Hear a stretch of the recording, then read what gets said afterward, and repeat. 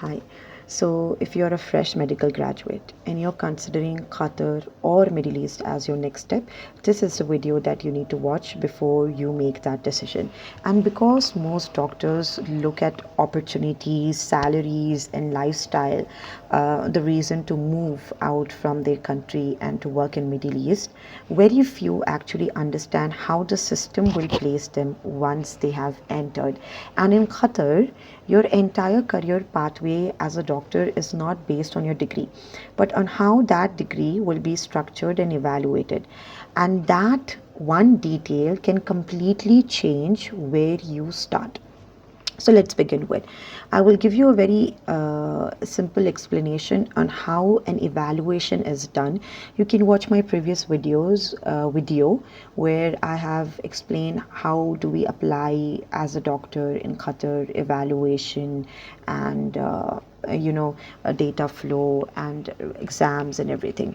Now this video will be completely what to expect as a fresh graduate or as a doctor who wants to work in Qatar. So licensing in Qatar is actually divided into two groups. Now this is not something that have been very clearly mentioned in the Ministry of Public Health circular, but this is the way to understand how it functions. So licensing in Qatar is divided into two groups. One group of doctors are someone who have graduated with 5 to 5.5 years of MBBS plus 1 year internship, and the other set is 6 years of med school and 1 year of internship. Now 5.5 to 5 years is India, Pakistan, Bangladesh and all these countries, and even some parts of UK. And 6 years of med school is US, Ukraine, Russia, Georgia, China and all. So countries that have a primary medical degree of 6 years, these doctors fall under a general practitioner eligibility pathway. So what do we mean by that is that you don't have to have an experience immediately. So after you are fresh graduate, you can immediately apply for license as a general practitioner if you don't have experience, but DHP criteria is involved, that you need to finish your exam, you need to have data flow and all. But after you finish the DHP requirement, you're still eligible to work as a general practitioner. Moving on, doctors with different medical education structures have different pathway. So anyone who did their 5 years of MBBS or 5.5 years, so let me specify being someone, because we have a lot of queries usually from doctors from India and Pakistan.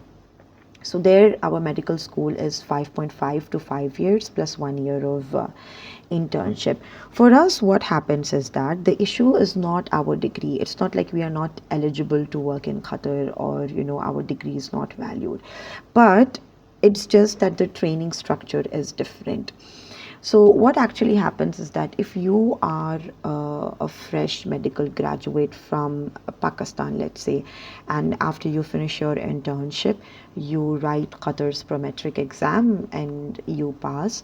And when you apply for evaluation in Qatar, what happens is that the Ministry of Public Health will consider your internship as incomplete, because the criteria here that they want is 6 years of med school plus 1 year of internship. So you will, if you're an immediate graduate and you come to Qatar, then you have to work as a GP supervised junior doctors. That is what we say in India and Pakistan. So you will have to work as a GP supervised in Qatar, and the duration will be decided by Ministry of Public Health when they do the evaluation. So if you're a fresh graduate with a limited clinical experience after graduating, coming to Qatar may not lead directly to an independent general practitioner role. You will have to work as a GP under supervision for a specific duration that is allotted by the Ministry of Public Health. Now, one challenge that many doctors don't realize is that this pathway is not simply decided by doctors and or employees. This is a regulatory authority. Ministry of Public Health will decide that do you require GP supervision, and how many months or years of GP supervision you require, and there is a specific criteria for that. And I will make a video some other time about the criteria and explain you how it works. But just to brief, that if you are immediately a fresh graduate, let's say you finished your internship and after 2 months you come to Qatar, you can apply, and they will evaluate you as a GP under supervision just for 6 months.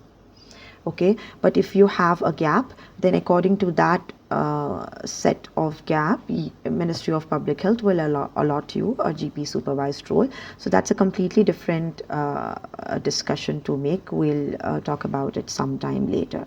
Now, coming to the very important part is financial reality. Now, this is the most least spoken topic, and not everyone will explain you what happens here. So if you are a fresh graduate in India and Pakistan, okay, and you got your license immediately after you finished your internship, you can work as a junior doctor in a hospital, and the minimum salary is usually paid 20,000, 25,000, 30,000. That's in both the countries. Minimum for a junior doctor is 20 to 30,000. But coming to Qatar, a GP supervised is an unpaid position. It's a controversial topic, but GP supervised in Qatar is an unpaid position, and it may not provide any financial support that you might have imagined before moving to Qatar as a fresh graduate. So opportunities can be limited at the same time, because these positions are not same as a regular physician.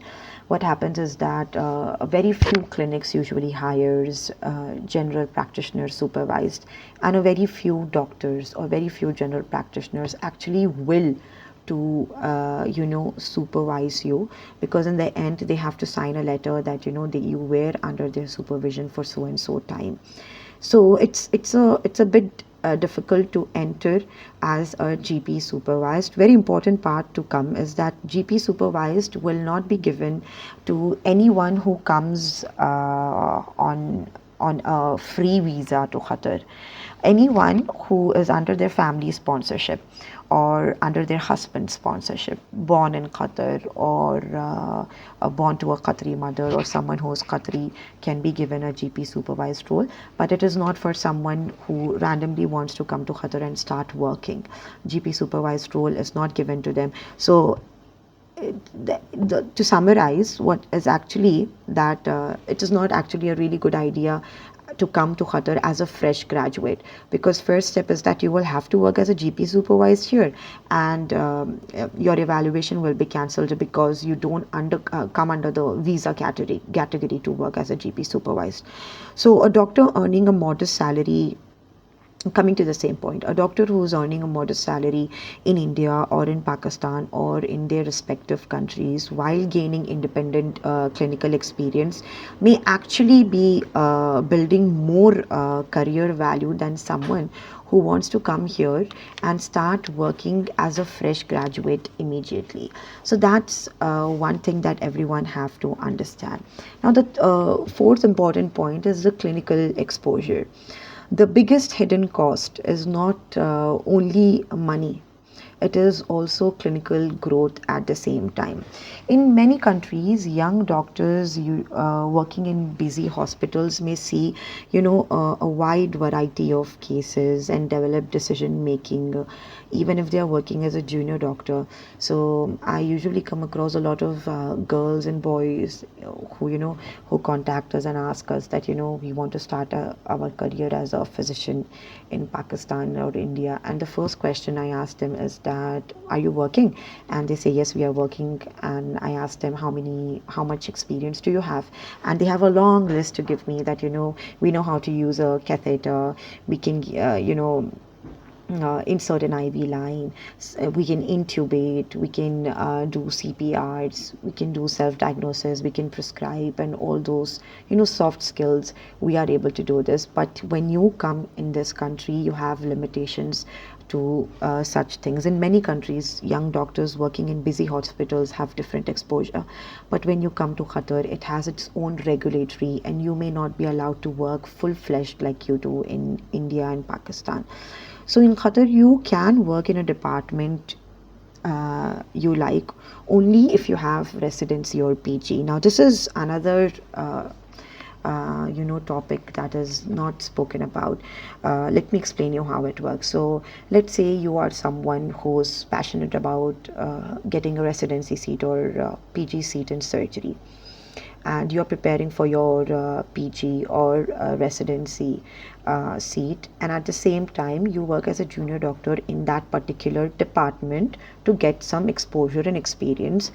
And if you pass the exam, you get into that department. But here in Qatar, that's not the rule. You cannot work as a junior doctor in that particular department or the department you are passionate about unless and until you don't have a residency seat. So the access is very limited.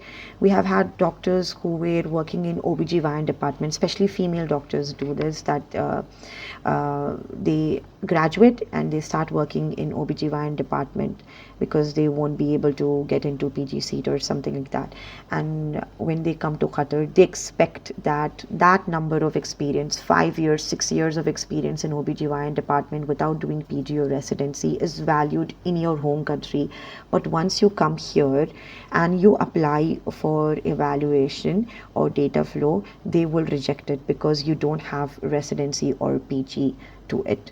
So no matter how much experience you have, you will not be eligible to work in that department, nor you will get a specialist position for that. So apparentationship is one problem here. This is what we call as apparentationship, that you will be able to do it in India, Pakistan, Bangladesh, Sri Lanka. The reason I'm saying India and Pakistan more often is because these people are the ones who are more keen to come to Middle East and work. So a very important thing is majority of the private hospitals in Qatar are tertiary or polyclinic. So this is add-on information to that. So even if you think that you will be getting into that department, the only fully functioned hospital in Qatar is Hamad Hospital. And Hamad Hospital, they don't hire general practitioners. That means only MBBS are not hired. They hire someone with MBBS and specialty or consultation position, or if you get into HMC through residency. But apart from that, government sector is a bit difficult to get into. Coming to the private hospitals that we do have 5-star, 7-star hospitals, VIP hospitals and all. But again, they also hire specialists and consultant, and getting into those hospitals as a junior doctor has very low chances, or better to say that almost nil. So if you are a fresh graduate and you come to Qatar, you will majoritarily you will get an opportunity in private hospitals, and those hospitals, not hospitals by the way, clinics or tertiary care centers that we say, or polyclinics that we say, and you do not get exposure like you get in your home countries. So that's about clinical exposure. Now moving to another important thing that I wanted to talk about is long-term career growth. I have jotted down all the points so that I don't forget anything, and I give clarity to young doctors who are just graduated there in MBBS, and who think that if they move to Middle East they may grow faster. Now, long-term career growth, the career progression pathway is a bit slow. Now, I think there's a conflict of opinion in this. Me as a doctor who's born in Qatar, who have been living in this country for a long time, and who have been working here, and who have struggled to get into the system, don't believe this idea that the career growth progression is faster in Middle East, especially now when we have all those crises and everything going around us. So career progression pathway can be slower and different compared with countries with clinical experience that you get, like India and Pakistan and everyone. So the idea that everyone needs to understand is that the Qatar, if you're coming to Qatar as a graduate, especially someone who has experience less than 10 years, um, circular Ministry of Public Health says 5 years, but I will round it up to 10 years because that's important. That you won't have exposure or growth like the way you will have it in your country, especially India and Pakistan. You can, being a junior doctor, you can work in an internal medicine department, in IP, OP. You can even work in post-operative department, pre-surgical department, surgical department, OBGYN, and any department that you like to work, you can work as a junior doctor, and you can decide when do you want to work independently. But once you come here, the system will decide your position and your role and duration of you working as a junior doctor, and what will be your designation, like a general practitioner or a specialist or a consultant. But we have to be very careful before moving on, that no matter how much experience you have in that particular department without residency or PG, if you are someone moving to Qatar with that idea without residency and PG, you will have to end up working as a general practitioner, because without residency and PG, that is considered invalid. The question is not whether Qatar is a good or a bad country. Qatar is a developed healthcare system with an excellent outpatient department and operation and infrastructure. But Qatar is not the right first step immediately after graduating for you. That is what something you have to decide after getting clarity into this. I advise everyone to go to QCHP or Ministry of Public Health's website and go through that circular and understand that before you move on, or you plan to invest in moving to Qatar, especially if someone who have experience less than 10 years.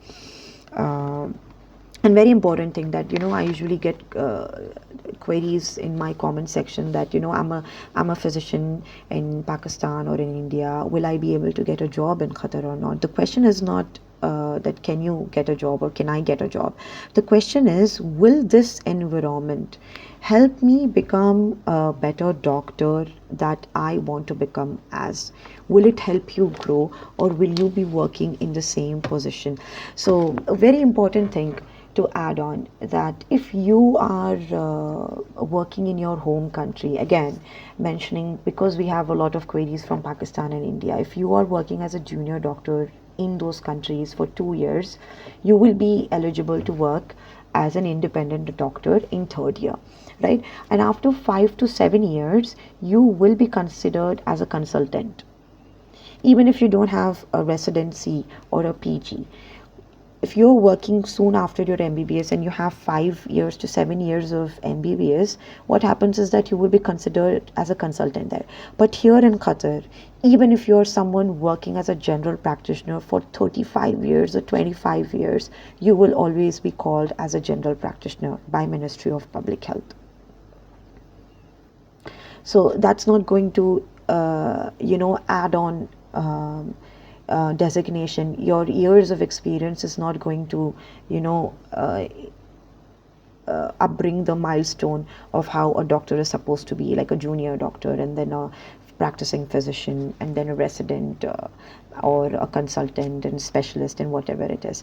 So when you are a fresh graduate and your biggest asset is not only your degree, your biggest asset is the number of patients you see and the variety of cases you get exposure to and you encounter, and the clinical decisions you learn to make under supervision.